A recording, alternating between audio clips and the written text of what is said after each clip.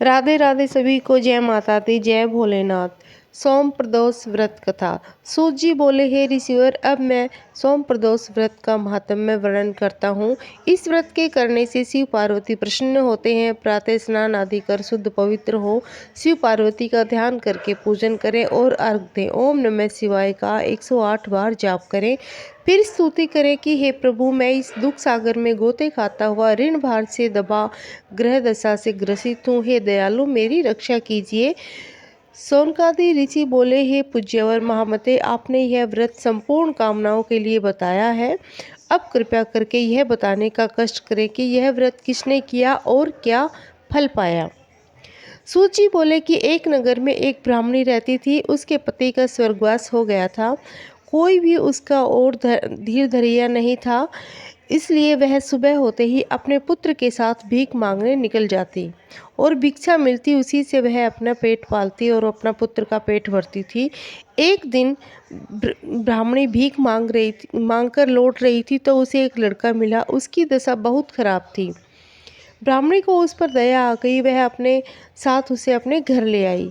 वह लड़का विदर्भ का राजकुमार था। पड़ोसी राजा ने उसके पिता पर आक्रमण करके उसके राज्य का पर कब्जा कर लिया था, इसलिए वह मारा मारा फिर रहा था।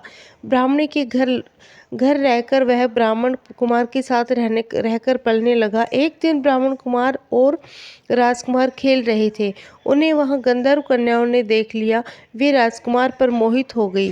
ब्राह्मण कुमार तो घर लौट आया, लेकिन राजकुमार अंशुमति नामक गंधर्व कन्या से बात करता रह गया। दूसरे दिन अंशुमति अपने माता पिता को राजकुमार से मिलाने ले आई और उनको भी राजकुमार पसंद आया। कुछ ही दिनों बाद अंशुमति ने राजकुमार माता पिता को भगवान शंकर ने स्वप्न में आदेश दिया कि वे अपनी कन्या का विवाह राजकुमार से कर दें।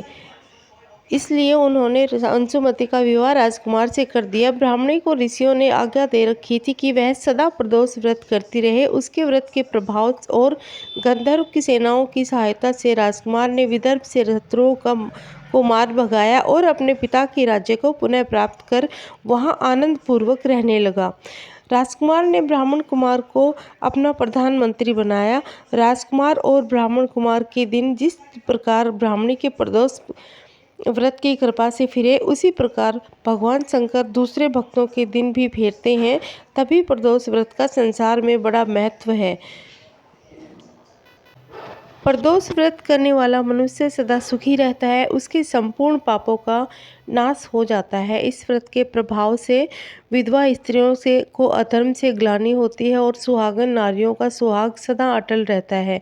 बंदी कारागार से छूट जाता है। जो स्त्री पुरुष जिस कामना को लेकर इस व्रत को करते हैं, उसकी सभी कामनाएं भगवान शंकर की कृपा से पूरी होती हैं। जय भोलेनाथ।